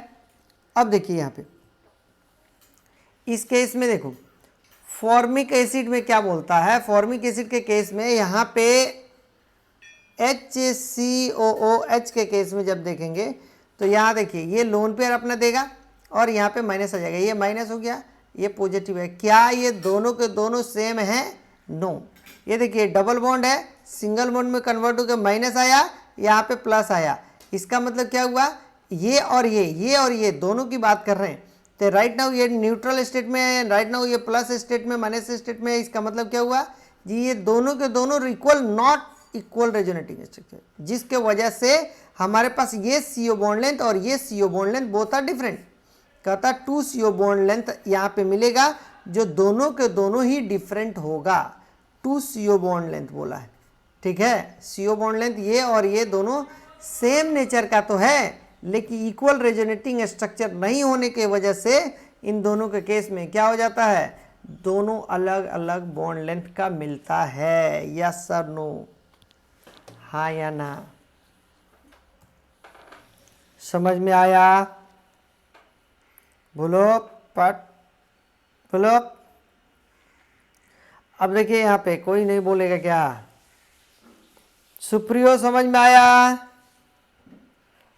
अविनाश, फैसल, जागते रहो, सुने हैं ना आप लोग, तो इसलिए आप लोग बोलते रहें, ठीक है, न कि ये सुबह का टाइम है फिर सो जाए।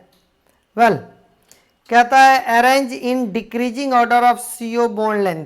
तो CO बॉन्ड लेंथ सबसे अच्छी बात है, बॉन्ड लेंथ का जब भी बात करें ना तो बॉन्ड ऑर्डर निकालें आप और उसके बाद से inversely proportional to the bond length होता है, दैट्स ऑल, इसी करें, ठीक है।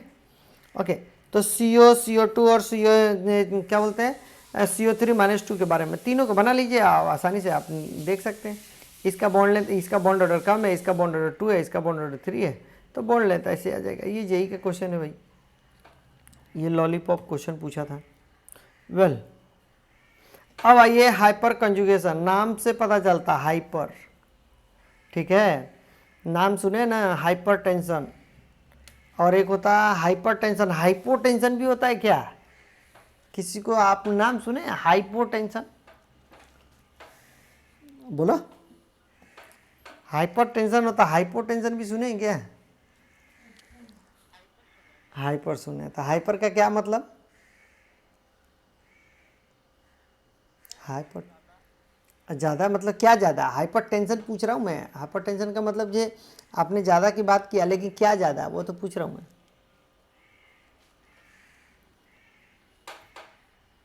बोलो, ज़्यादा टेंशन लेता है उसको बोलते हैं हाइपर टेंशन, है। बोलो और क्या बोले सृजन, बोलो। हाइपर टेंशन क्या है, ये सब्जेक्ट से अलग है, हाँ बोलिए।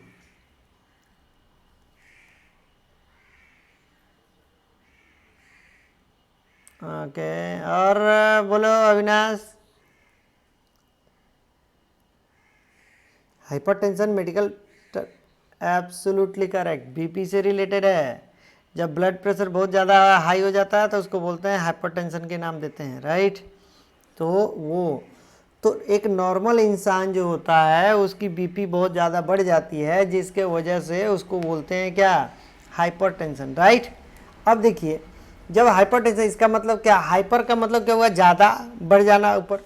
अभी तक मैंने जितने सारे रेजोनेंस की बात कर रहे थे वो रेजोनेंस में केवल और केवल पाई इलेक्ट्रॉन पार्टिसिपेट करता था। पाई इलेक्ट्रॉन लोन पेयर की तरह हो जाए यानी कि तो वो पार्टिसिपेट करता था, या पाई इलेक्ट्रॉन किसी पी फुलफिल पी ऑर्बिटल में हो, या पैरेलल पी ऑर्बिटल की बात कर रहा। हमेशा हमने पी ऑर्बिटल और पाई इलेक्ट्रॉन के बारे में चर्चा किया, लेकिन ये हाइपर कंजुगेशन इसी को बोलते हैं जो कि ये पी ऑर्बिटल से उठ के, यानी कि ये क्या होता है, आपको थोड़ा सा मैं इसे समझाने के लिए बता रहा हूँ।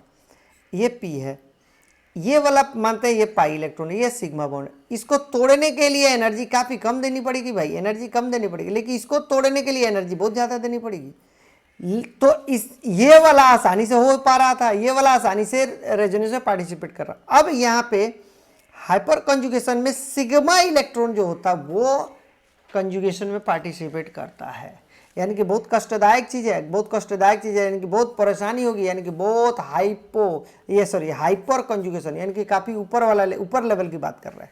यानी कि पाई इलेक्ट्रॉन जो नॉर्मल होता था वो नहीं, उससे ऊपर उठ करके दैट्स द इसी को बोलते हैं क्या, हाइपर कंजुगेशन, HC। इसी को बोलते हैं no bond resonance. No bond resonance क्यों कहते हैं, इसके लिए मैं थोड़ा समझाऊंगा, तो आपको बताते जाऊंगा ये नो बॉन्ड रेजोनेंस क्यों बोलते हैं। ठीक है, आइए अब यहाँ पे बात कर रही हैं हाइपर कंजुगेशन का मतलब समझ गए। एक ही बात, फंडा एक ही है, सिंपल सा फंडा है कि उसमें सिग्मा इलेक्ट्रॉन रेजोनेंस में पार्टिसिपेट करता है, that is called the hyper conjugation.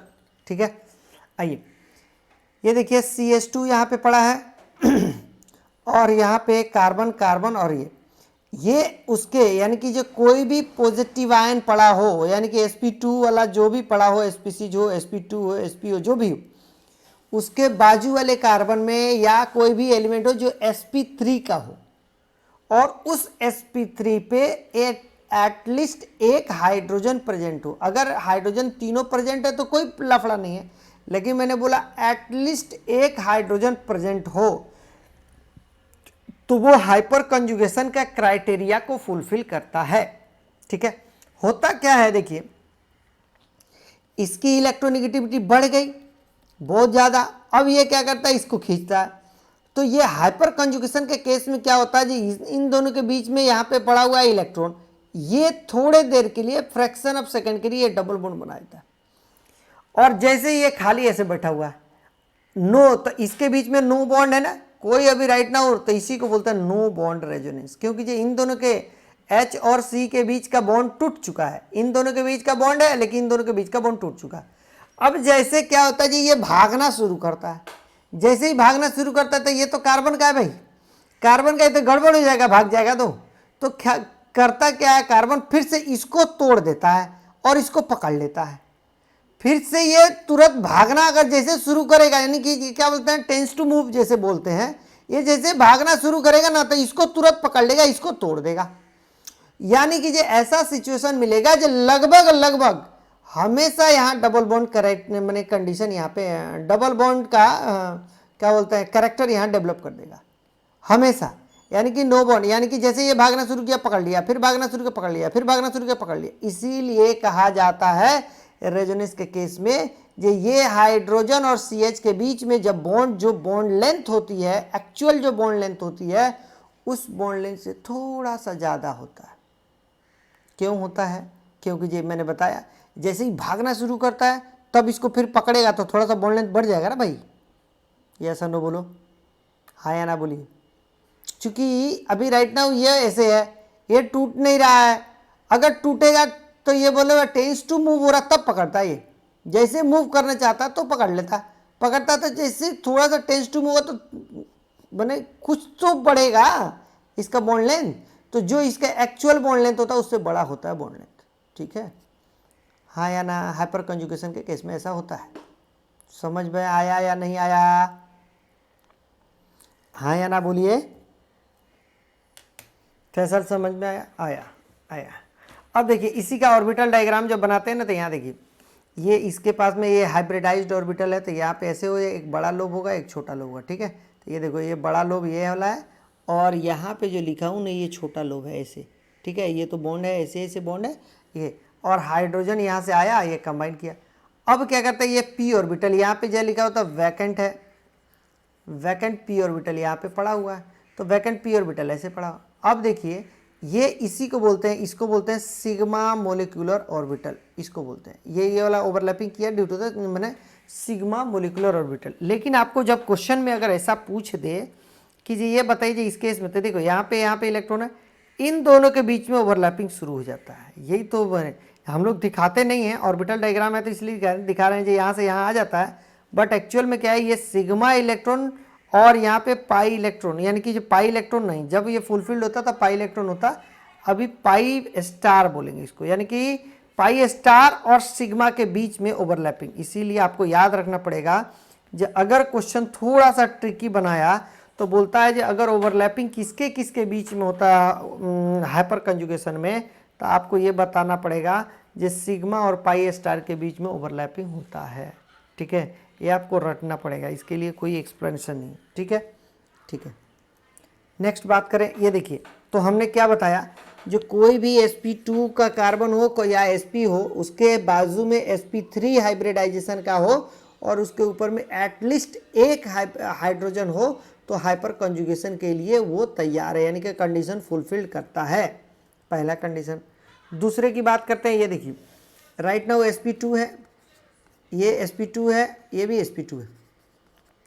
तो अब ये पूरे डबल बॉन्ड की बात करें, ये पूरे डबल बॉन्ड, क्योंकि ये जब डबल बॉन्ड है तो ये और ये दोनों कनेक्टेड है इसे, तो पूरे डबल बॉन्ड, इसके बाजू में जो भी sp3 है उसके ऊपर में एक भी हाइड्रोजन है, तो ये भी क्या होता है, कंडीशन फुलफिल करता है, यानी कि ये क्या करता है, यहाँ पे फिर से आता है और नो बॉन्ड, यहाँ पे कोई बॉन्ड नहीं बनाता है, इसको तोड़ता है, ये डबल बॉन्ड बनता है, फिर से जैसे ये भागना शुरू, इसको तोड़ेगा, इसको तोड़ लेगा, फिर से ये होगा तो इसको तोड़ेगा। ठीक है, यहाँ डबल बॉन्ड का कैरेक्टर हमेशा डेवलप कर देगा।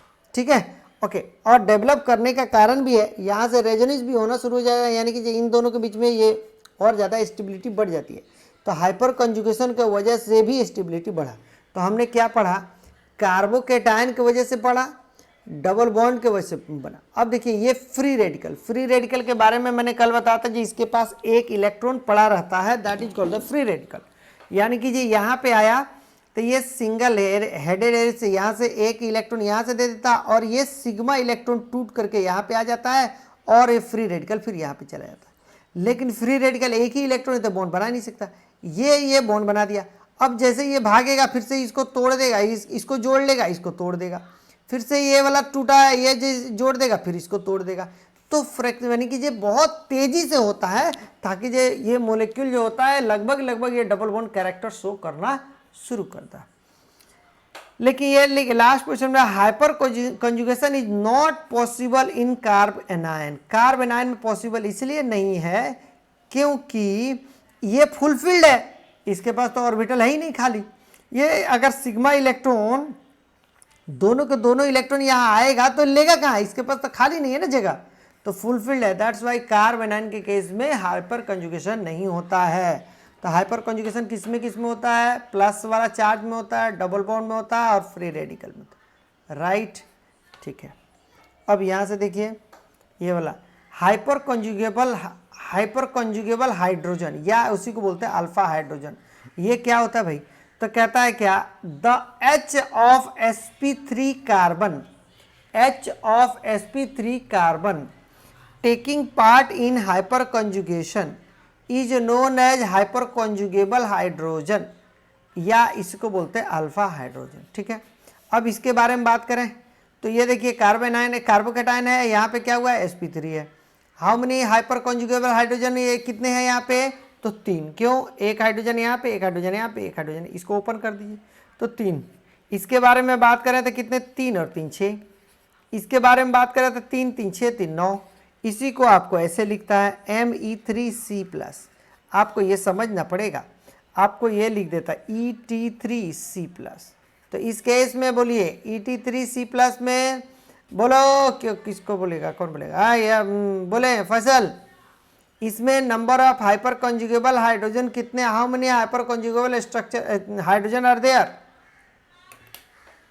Et3 है कार्बोकेटायन, तो कितने number of hyperconjugable hydrogen है,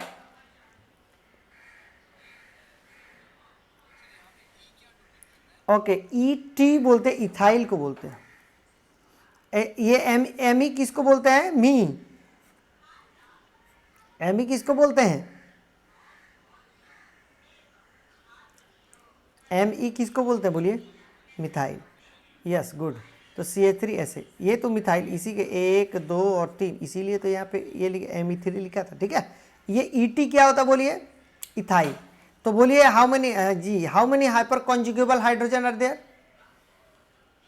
या उसी को अल्फा हाइड्रोजन भी बोलते हैं। बोलिए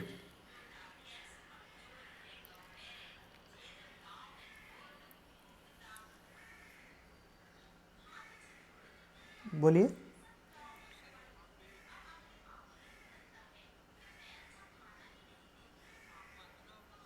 no no no no no no, 15 is wrong. मैं बताता हूँ, मैं बताऊँगा आपको। ओके, ये प्रांजीत कितने होंगे? हे किधर गया आयरन? आयरन आप बताइए कितने होंगे hyper कॉन्जुगेबल hydrogen?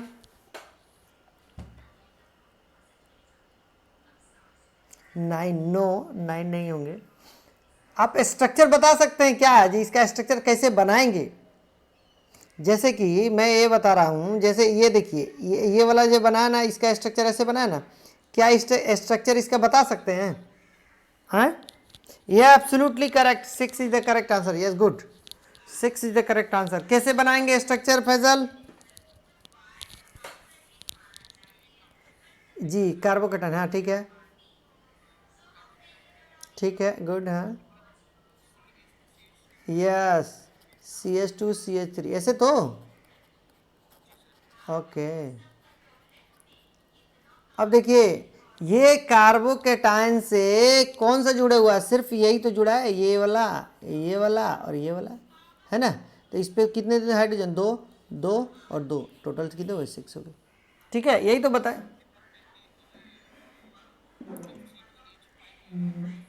Okay okay okay, ओ इसलिए गलत हो गया।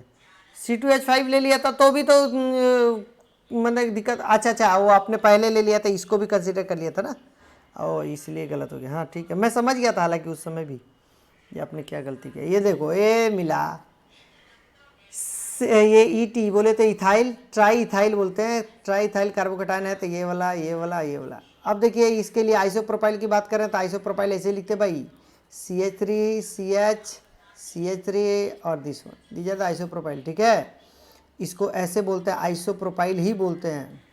इस तरीके से हम लोग नोमेनक्लेचर में पढ़े थे, और इससे यहाँ पे कोई भी चीज़ें लगता है तो इसको हम लिख सकते हैं आइसोप्रोपाइल। वेल, तो इसीलिए IPR लिखा हुआ। तो आइसोप्रोपाइल के केस में 3 हो जाएंगे, क्योंकि ये वाला और ये वाला। इस केस में बात करें तो कार्बोकेटाइन, यहाँ पे हाउ मेनी कार्बोकेटाइन है, तो ये क्या हो जाएगा? अब यहाँ पे ये sp3 है, लेकिन इसके पास कोई भी हाइड्रोजन नहीं है। आप सोचे जी यहाँ वाला हाइड्रोजन, ये कंसिडर नहीं कर सकते। मैंने बताया था जी, जो sp2 है या कार्बोकेटाइन है, उसे डायरेक्ट अटैच्ड होना चाहिए कार्बन, और उसके ऊपर हाइड्रोजन कितने हैं, तो इसके ऊपर 0 है, तो इसलिए 0।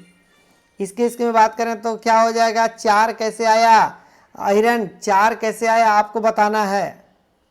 आपके पास हाइपर कॉन्जुगेबल या alpha hydrogen is the 4, how, आपको ये बताना है। इसके ऊपर में 4 होता है, वो कैसे हुआ?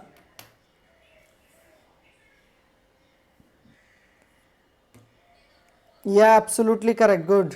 यहाँ पे भी हाइड्रोजन, यहाँ पे भी हाइड्रोजन, यहाँ हाइड्रोजन, यहाँ हाइड्रोजन, गुड। तो 4 हो जाएंगे। सेम इसके बारे में बात करें तो फैसल, ये प्रांजीत किधर गए? प्रांजीत, ये एक हाइपर कॉन्जुगेबल हाइड्रोजन है, कैसे हुआ? सृजन, इसके ऊपर 7 हुआ, कैसे हुआ? अविनाश, क्या पे? 2 3 और यहाँ 2, गुड। यहाँ पे बोलो प्रांजीत किधर गए?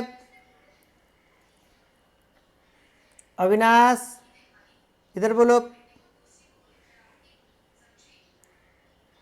अविनाश किधर गया? प्रांजीत का थोड़ा सा माइक डिस्टर्ब है। ओके ओके ओके, यहाँ पे एक हाइड्रोजन लगा रहेगा, तो इसलिए यहाँ पे किधर गया? अविनाश भी, उसका भी माइक गड़बड़ हो गया। यहाँ पे हाइड्रोजन, यहाँ पे हाइड्रोजन। इसके लिए 1 2 3, 1 2 3, 1, सॉरी 1 ही नहीं ना, 2, तो टोटल 3 3 6 हुआ। ठीक है, चलो इसके बारे में देख लेते हैं। ये देखिए, डबल बॉन्ड भी हमारे पास क्या होता है? हाइपर कॉन्जुगेशन देता है, यानी कि हाइपर कॉन्जुगेबल स्ट्रक्चर क्या हो जाए? हाइपर कॉन्जुगेबल हाइड्रोजन कितने होंगे? 3 यहाँ होंगे। यहाँ पे ये पूरे को बोलेंगे साहब, पूरे को, ये पूरे को, क्योंकि ये डबल बॉन्ड से ये और ये दोनों कनेक्टेड है, तो इन दो, ये पूरे सिस्टम को बोलेंगे, इसके आजू बाजू, इस पूरे सिस्टम को बोलेंगे, इस पूरे सिस्टम को बोलेंगे। अब देख सकते हैं टोटल। अच्छा ये एक चीज बता दीजिए यहाँ पे, क्या ये हाइपर कॉन्जुगेबल होगा या नहीं होगा फैसल?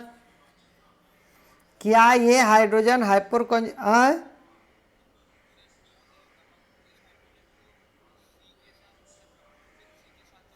यस गुड, इसके साथ ऐसे कंसीडर करना होगा। ये इसके, ये तो sp2 है, sp2 है, sp3 कार्बन होना चाहिए, उसके ऊपर में नंबर ऑफ हाइड्रोजन कितने हैं वो कनेक्टेड होंगे। ठीक है, चलिए तो आप लोग समझ गए होंगे, आई होप सो। चले, तो ये डबल बॉन्ड सब समझ गए हैं, आप सब समझ गए हैं। क्या समझ गए, नहीं समझ गए बोलो? इस केस में बता दो, 21 नंबर केस में बता दीजिए, 20 नंबर और 21 नंबर केस में बता दो। कौन बताएंगे? सुप्रियो बताया इसमें total number of hyperconjugable hydrogen कितने हैं इन case of the 21।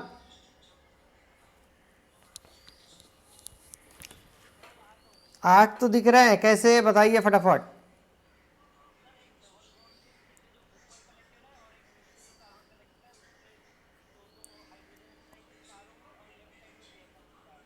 Good, okay. इसके लिए फैसल, इसके लिए बता दीजिए आप।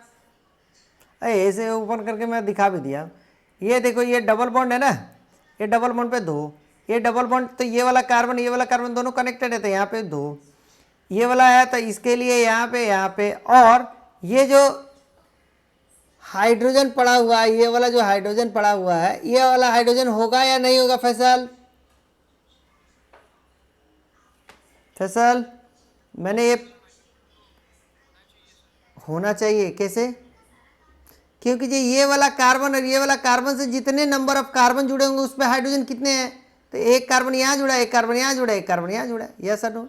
क्योंकि ये दोनों ही कार्बन जो होता है ना हाइपर कॉन्जुगेशन के लिए, दोनों कंडीशन यही तो है, यस और नो? ओके, तो टोटल 9। हाँ कंसिडर करेंगे तो टोटल 9 ही तो हुआ, आप काउंट करके देख लीजिए 9। ओके, फ्री रेडिकल भी रेस्पॉन्सिबल होता है, तब फ्री रेडिकल से डायरेक्ट जो sp3 पे होगा उसके ऊपर में नंबर ऑफ हाइड्रोजन कितने होते हैं ये देख लीजिए, ये देख लीजिए, सब हो जाएगा। यहाँ पे फ्री रेडिकल डाल लो भाई, यहाँ पे फ्री रेडिकल डाल लीजिएगा आप, ये गड़बड़ हो जाएगा। यहाँ पे फ्री रेडिकल है तो टोटल 9 हो जाएंगे यहाँ पे, राइट? ओके, इसके अलावा और क्या पढ़ना है हम लोग को आज यहाँ पे देखने के बाद जी?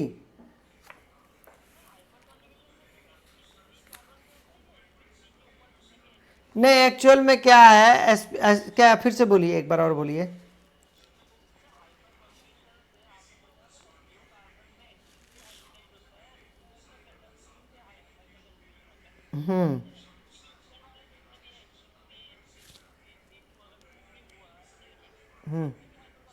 एक्चुअल में दूसरा जो होता है, हम लोग तो हाइड्रोकार्बन की बात कर रहे हैं ना, तो इसलिए हमारे पास हाइड्रोकार्बन का मतलब क्या होता है, CH का बॉन्ड मिलता है, तो इसलिए इसमें लिख देता है ये क्या बोलते हैं, ये क्या बोलते हैं, इसके लिए कार्बन के लिए हम लोग कंसीडर करते हैं। लेकिन अगर sp3 कोई भी है और उसके ऊपर में अगर वैसा हाइड्रोजन मिलता है तो वो हाइपर कॉन्जुगेशन कर लेता है। समझ में आया?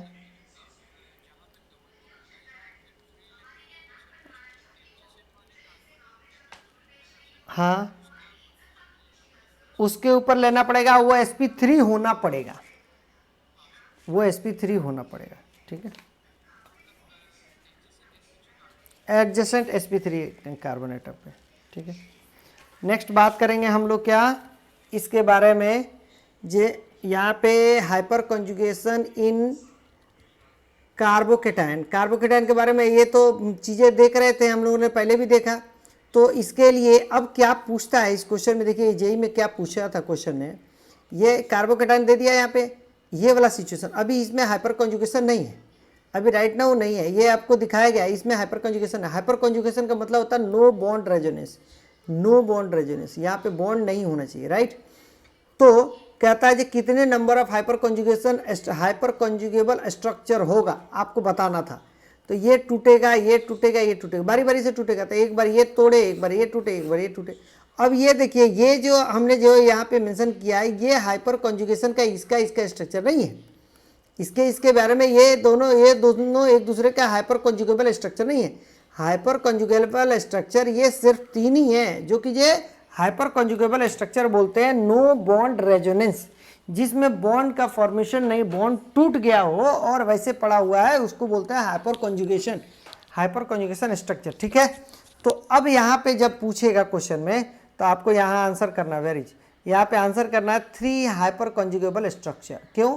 क्योंकि ये 1, 2 और 3। ठीक है, तो यहाँ पे ये चीज़ें लिखा हुआ है इन्वॉल्विंग CH बॉन्ड, यानी कि जब भी क्वेश्चन पूछेगा जो आपको हाइपर कॉन्जुगेबल स्ट्रक्चर कितने हैं, तो आपको ये काउंट करना है कि CH के बॉन्ड के बीच में CH बॉन्ड कितने हैं जो हाइपर कॉन्जुगेशन में पार्टिसिपेट करेंगे, या यूं कहें जो अल्फा हाइड्रोजन को आप काउंट कर लेंगे तो वही आपका आंसर होगा। अब जेई क्वेश्चन में पूछा है, जेई में ये क्वेश्चन पूछा था एडवांस में, देखिए ये यहाँ पे देखो, ये सिर्फ सिंगल डिजिट का था, यहाँ पे ये पूछ दिया और पूछ दिया ये वाला सिचुएशन, बोलता है ये वाला तो हमने आंसर लिख दिया, बोलता है जो हाइपर कॉन्जुगेबल स्ट्रक्चर कितने होंगे, यानी कि CH बॉन्ड का इन्वॉल्वमेंट कितने हैं, ऐसे पूछा है। तो क्या करेंगे, what the answer of it, इसका आंसर क्या आएगा, मैंने तो इधर लिख करके मिटाया, पता नहीं, बोले कितना आएगा, कहाँ से आए, कौन कौन है बोलिए। तो यहाँ पे 2 होगा, यहाँ पे 3 होगा और यहाँ पे 1 होगा। ठीक है, तो यही क्वेश्चन पूछा था, यानी कि जो नंबर हाइपर कॉन्जुगेबल स्ट्रक्चर कितने होंगे, तो 6 होंगे। ठीक है, ओके। स्टेबिलिटी के बारे में बात कर रहे थे, देखिए स्टेबिलिटी ऑफ कार्बोकेटाइन के if number of alpha hydrogen ज़्यादा होगा तो स्टेबिलिटी ऑफ कार्बोकेटाइन, यहाँ प्लस लिख लीजिए, कार्बोकेटाइन ज़्यादा होगा।